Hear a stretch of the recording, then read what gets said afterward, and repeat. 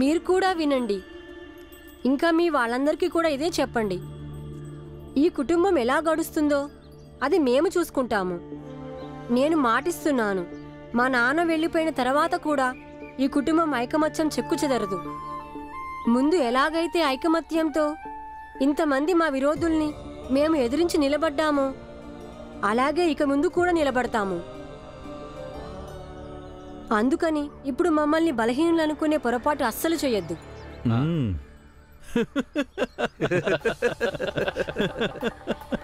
సిద్ధాంత్ గారు, బొడ్డోడు పిల్ల సైన్యాన్ని తయారు చేశాడు.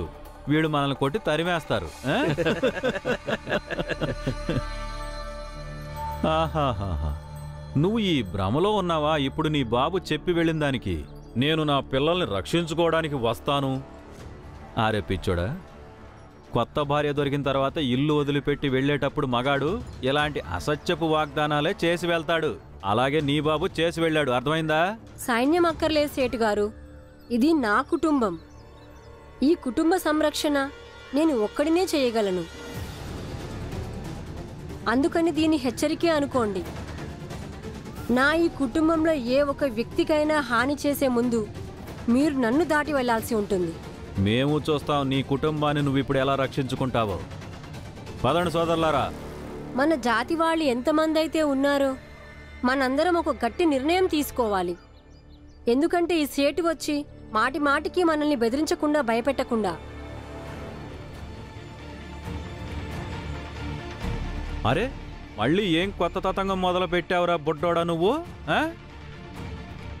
మనం ఎవరో ఒకరి కోసం నిలబడటం కాదు, అలాగే ఎవరో ఒకరిని మన నాయకుడు అనుకోవటం కాదు. ఎవరో ఒక నాయకుడు కాదు, మనలో ప్రతి ఒక్కరూ నాయకులుగా మారాలి.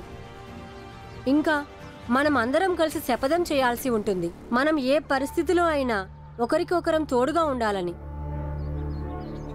ఎందుకంటే వీళ్ళు ఎవరి ఇంటికైనా వెళ్ళి వాళ్ళని బెదిరిస్తే అప్పుడు మనం అందరం కలిసి ఐకమత్యంగా వీళ్ళని ఎదురించవచ్చు.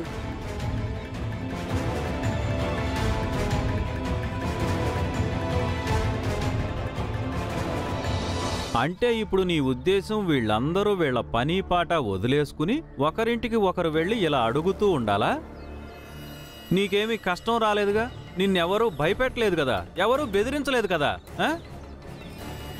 అలాంటప్పుడు వీళ్ళ ఇల్లు ఎలా గడుస్తుంది? వీళ్ళకి వీళ్ళ పెళ్ళాం బిడ్డలకి తిండి తిప్పలు ఎవడు పెడతాడు?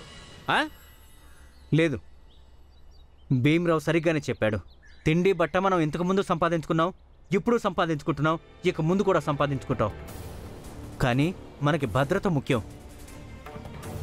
ఇలా చూడండి, మనమందరం ఈరోజే ఒక నిర్ణయాన్ని తీసుకోవాలి. రామ్జీ వెళ్ళిపోయాడని ఈ ఇల్లు ఇంకా ఏంటి వారైనా కానీ ఎప్పుడూ కూడా వాళ్ళు అభద్రతా భావానికి లోను కాకూడదు.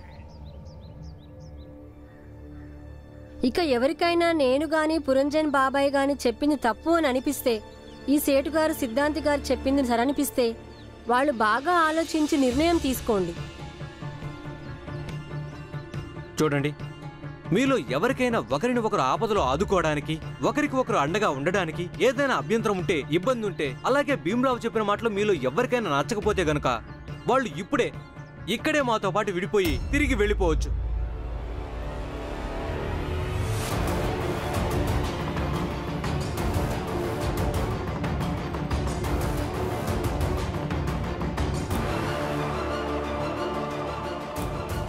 లేదు, మేం పురంజన్ భీమ్ మాటలను అంగీకరించాం. ఇప్పటిదాకా మేము ఎలా బతికామో ఇకపై అలాగే బతుకుతాం. భీమ్, ఈ రొంపిలోకి మమ్మల్ని లాగొద్దు. పదండి. అరే,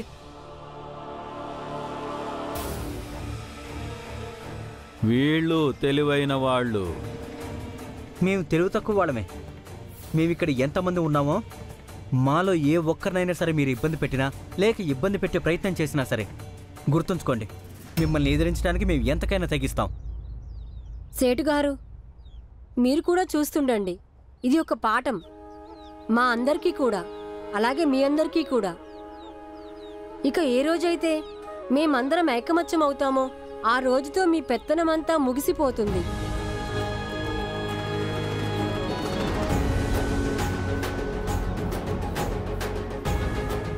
ఇక ఏ రోజైతే మీరు మమ్మల్ని మీతో సమానంగా భావించడం మొదలు పెడతారో ఆ రోజు నుంచి మేము కూడా మిమ్మల్ని గౌరవించడం మొదలు పెడతాము. ఆ రోజు ఎప్పటికీ రాదు. మా పెద్ద జాతి వాళ్ళం మీ చిన్న జాతి వాళ్ళని ఎప్పటికీ మాతో సమానంగా భావించం.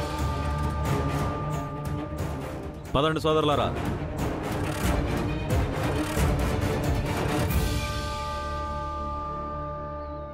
ఇక మీరందరూ కూడా ఇళ్ళకి వెళ్ళండి పురంజన్ బాబాయ్. మనం ఎక్కడున్నా సరే అందరూ ఇలా అనుకుని ఉండండి, మన జాతి వాళ్ళందరము ఒకే కుటుంబమని.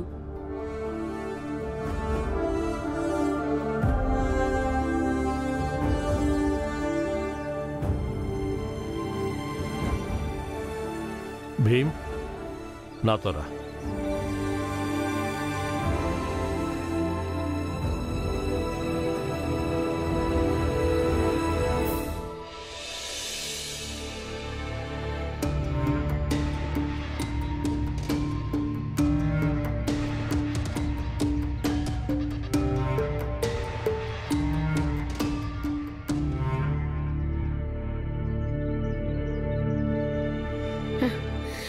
ఆగండి. అమ్మా అమ్మా, ఏమైంది? నీళ్లు కావాలండి, చాలా దాహంగా ఉంది.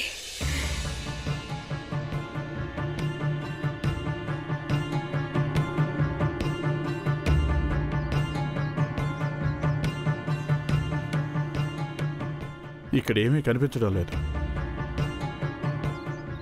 కొంచెం ముందుకు వెళ్దాం. అక్కడ ఏదన్నా నుయ్యి గాని చెరువు గాని ఏదైనా ఉండొచ్చు. దాహంతో చచ్చిపోయేటట్టున్నానండి. ఇంతకు మించి నేను ఒక్క అడుగు కూడా వేయలేను.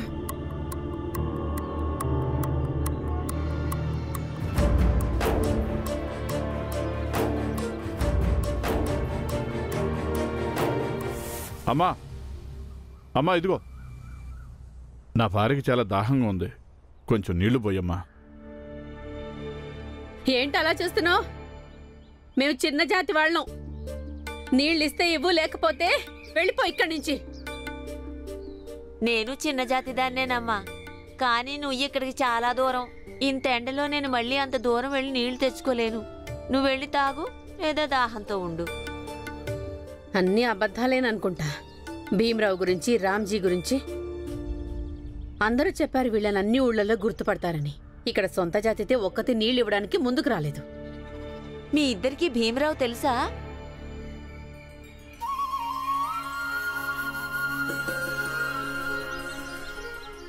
నీకు తెలుసా?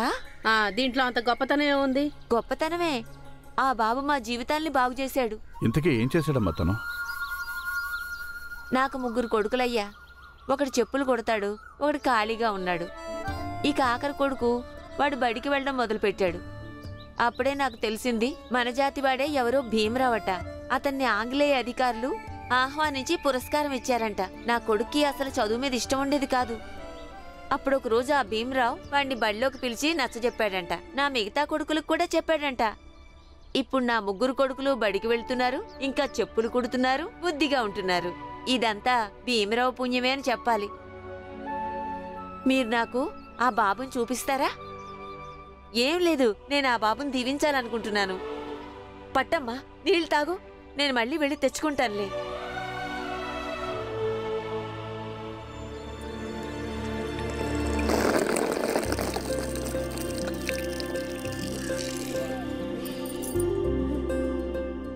ధన్యవాదాలు. భీమరావుకి నా కృతజ్ఞతలు చెప్పమ్మా. ఆ బాబుకి చెప్పండి వాళ్ళమ్మ భీమాబాయి చచ్చిపోయి ఉండొచ్చు. నేను కూడా వాళ్ళ అమ్మనే అని చెప్పండి.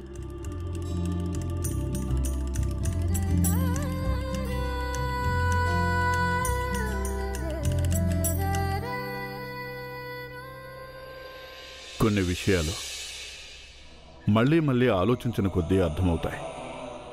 ఇల్లు విడిచి రావడం దేనికి అంతిమ పరిష్కారం కాదు. ఈ మహిళ భీముని ఎప్పుడూ కలవలేదు. భీమ్ ఎవరో తెలీదు.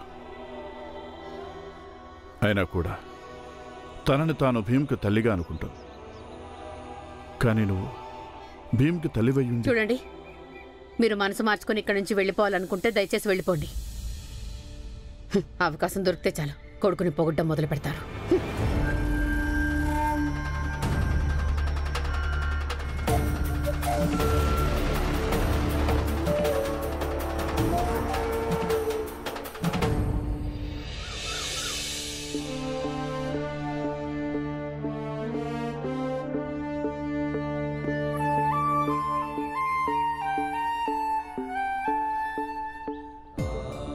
ఏంటి గురువు గారు చెప్పండి.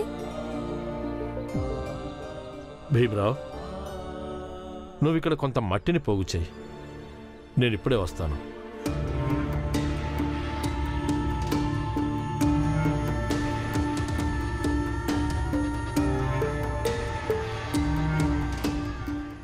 అర్థం అవ్వట్లేదే. గురువు గారు నన్ను ఎందుకు ఇలా చేయమని చెప్పారో తెలీదు.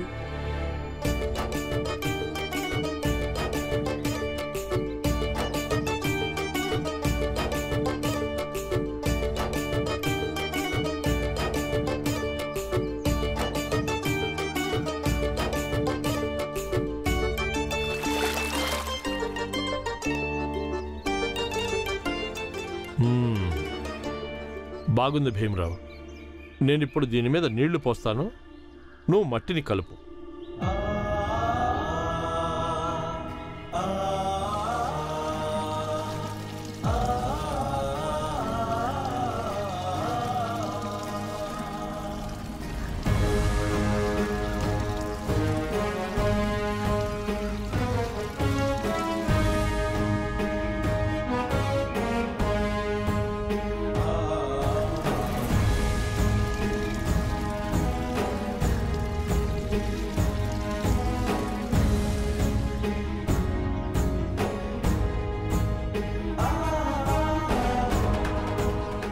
చాలు భీమరావు.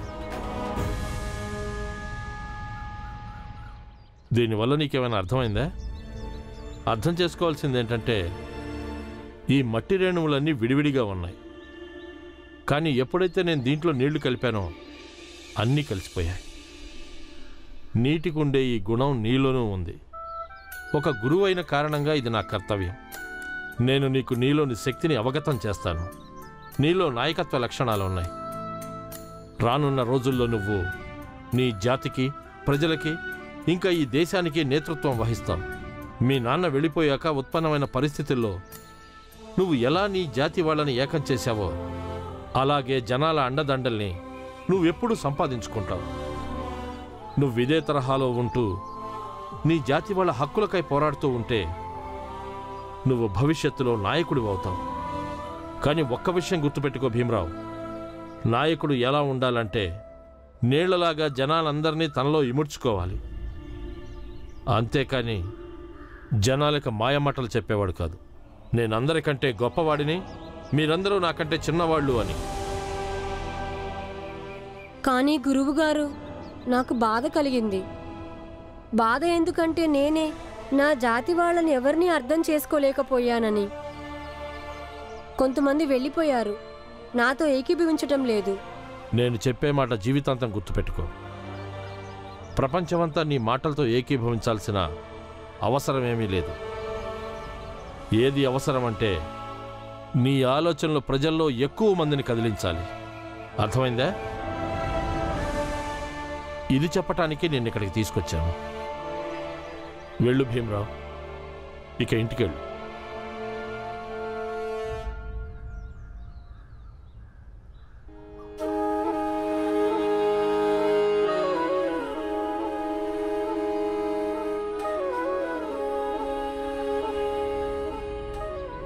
ప్రపంచమంతా నీ మాటలతో ఏకీభవించాల్సిన అవసరమేమీ లేదు. ఏది అవసరమంటే నీ ఆలోచనలు ప్రజల్లో ఎక్కువ మందిని కదిలించాలి.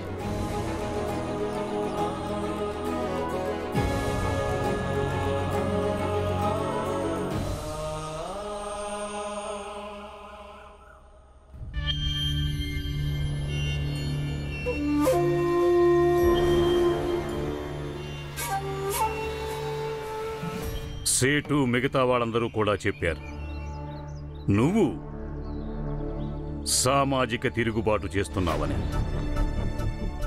దాని పర్యవసానం తెలుసా నీకు? పర్యవసానం అనేది ఈ విషయం మీద ఆధారపడి ఉంటుంది. ఏ పనిని ఏ ఉద్దేశంతో చేస్తున్నారా అని.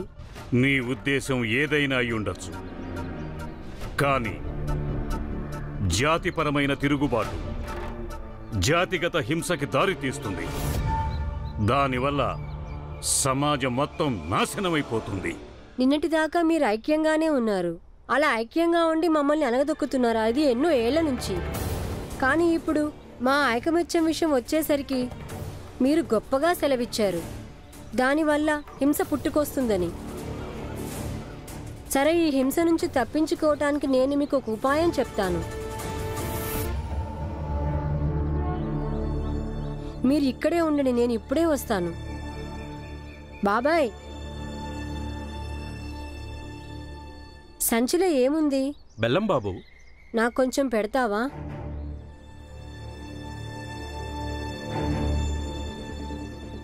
ఇదిగో బాబు. ధన్యవాదాలు.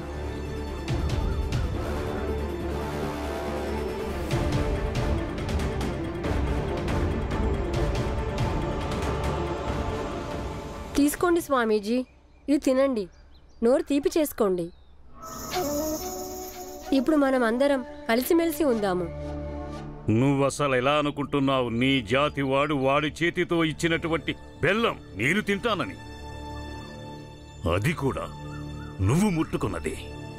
సరే, తినద్దులేండి.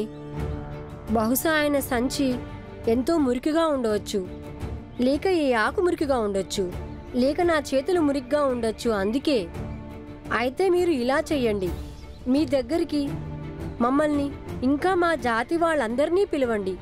అప్పుడు మీ వాళ్ళు ఇంకా మా వాళ్ళు కలిసి ఒక చోట భోజనం చేద్దాం. అందరం కలిసి కూర్చుందాం, కలిసి తిందాం. ఎందుకంటే మాకు మీ ఇళ్లలో నీళ్లు తాగటానికి లేక ఏదైనా తినటానికి ఏమీ అభ్యంతరం లేదు. అందుకే మేము అందరం కలిసిపోతాము. అప్పుడు వేరువేరు శిబిరాల్లో వేరువేరు పొయ్యలనేవి అవసరం ఉండవు. ఒకే ఒక్క పొయ్యి సరిపోతుంది. దానివల్ల సతారా ప్రజలు చరిత్రలో చిరస్థాయిగా నిలిచిపోతారు.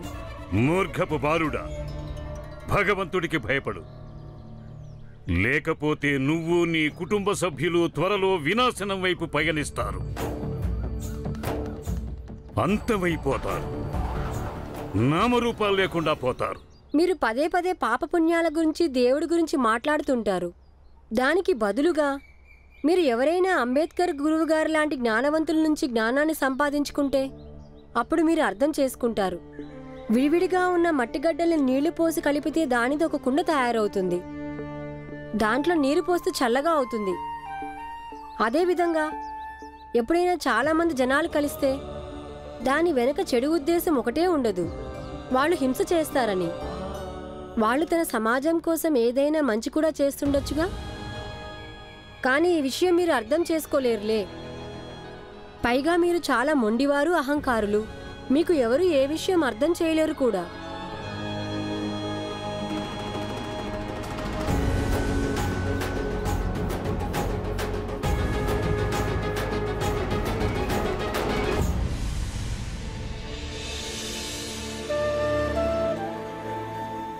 ఈరోజు నా జీవితంలో అన్నిటికంటే భిన్నమైన రోజు.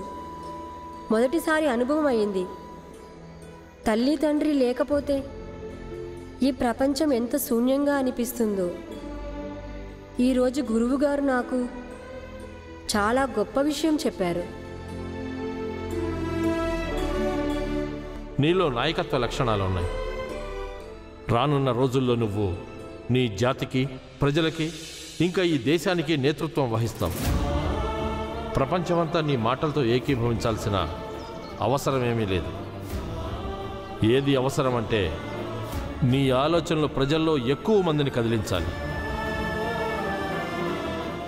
ఈరోజు ఈ రెండు సంఘటనల్ని నేను జీవితాంతం గుర్తుంచుకుంటాను.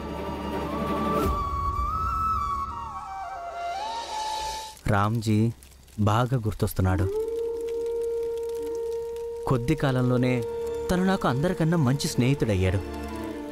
నాకెలా అనిపించేదంటే మేమిద్దరం చిన్నప్పటి స్నేహితులం అనిపించేది.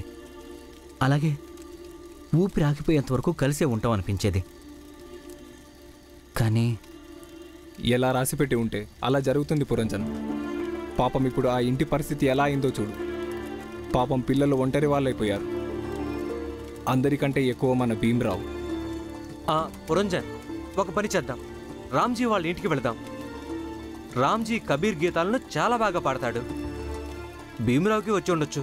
ఏమైనా పాడమని అడుగుదాం. వినాలనుంది. పదండి, వాళ్ళని కూడా చూసినట్టుంటుంది. అవును, ఒక రకంగా భీమ్రావు కూడా మానసిక ధైర్యం వస్తుంది. ఇప్పుడు రామ్జీ స్థానంలో ఆ పిల్లోడే ఉన్నాడు.